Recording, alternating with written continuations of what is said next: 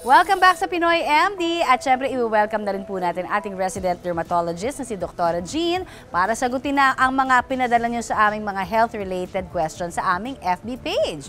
Good morning, Dr. Jean! Good morning, Connie. And of course, good morning po sa lahat ng nakatutok ng Pinoy MD. Unang tanong, Doc, ha? Ano raw ba, Doc, ang luna sa manipis na buhok? Ipinadala yan ni Jessa Tagaro Cortez, Taipen.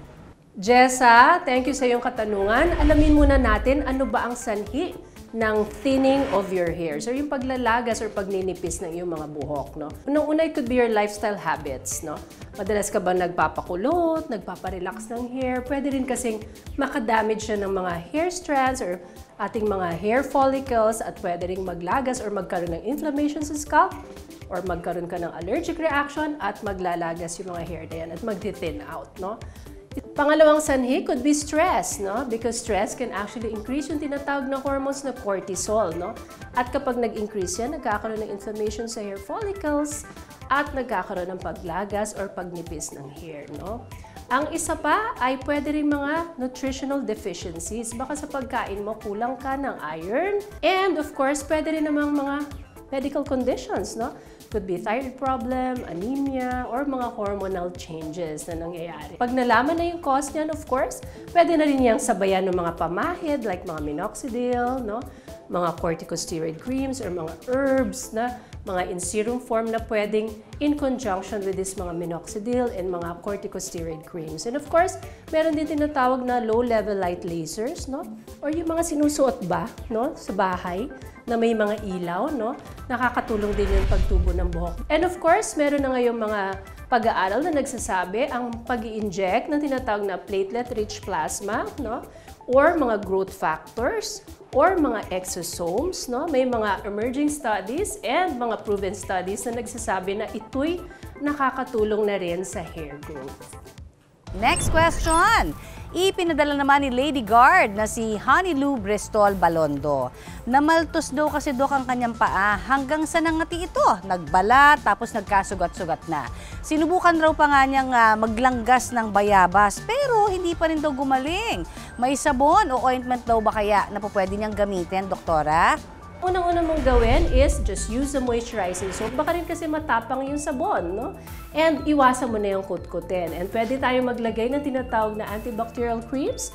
And of course, mga corticosteroid creams to decrease the inflammation and to hasten or tapabilisin yung ating healing na yan, no? And of course, mag-moisturize. But at the same time, mas maganda makita na rin yan ng doktor, di ba? Or ng dermatologist para mas mabigyan ka ng tamang lunas. Eto ang next question, Doktora. Ano raw kaya yung pwedeng gamot sa skin asthma naman? At eto pa, totoo bang dahil ito sa dust mite o allergy sa manok? Ang tanong na yan mula naman kay Segundo Z. Arnold. Ang skin asthma, tinatawag na atopic dermatitis, actually is an allergic condition.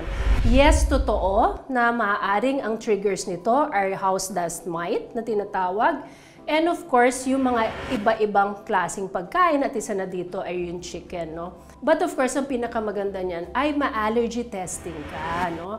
Another naman, sa mga foods, kadalasan, no? Nag-allergy yung iba sa mga peanuts, sa mga dairy, no? Sa mga gluten, or yung iba nag-allergy naman sa mga shrimps, no? Or mga shellfishes, no? So, dapat talagang matest ka. And of course, nagagamot naman yan. But first and foremost, you have to know what are your triggers. You have to moisturize and seal it with a moisturizer. And of course, kung namumula, meron mga steroid in the form of pamahid or mga creams. And kung may infection, merong, of course, may mga antibiotics na kailangan ng ibigay. And mga anti-allergy medications, antihistamine. What's very important for you is to go to a board-certified dermatologist para talagang masuri ka ng husto at mabigyan ka ng proper treatment. And last but not the least, ano raw ba ang gamot sa kili-kili na Makati? 'Di ba? Mabilis bang humaba ang buhok kaya niyan? Mula naman yan kay Blet de la Cruz. Blet, no? Ang pinaka-common cause of pangangati ng kilikili ay simple dry skin, no? So maaaring very dry yung mga ginagamit mong sabon, no, sa kilikili, no? Or baka mayroon ka rin mga pinapahid na skincare products that you could be reacting to, or tinatawag na contact dermatitis naman yung condition na yan, no? Halimbawa, may mga whitener ka ba na nilalagay, no? Or baka yung deodorant mo can be too drying or nagre-react ka. So what we can do actually is, no, yung parang mga hairs na yan, to prevent it from growing, no? May mga tinatawag naman na mga laser hair removals, no? So permanently, it can actually decrease the amount of hairs and maiwasan na yung sobrang pagtubo, no? And of course, importante talaga is you go to a dermatologist, no? Kasi hindi natin talaga alam what is causing the irritation or the itch on your underarm. Thank you, Dr. Jean. At syempre sa lahat po ng mga nagpadala ng inyong mga katanungan, maraming salamat. Keep them coming until next Saturday, ha. Aabangan ho namin yung mga pinadala niyong mga tanong.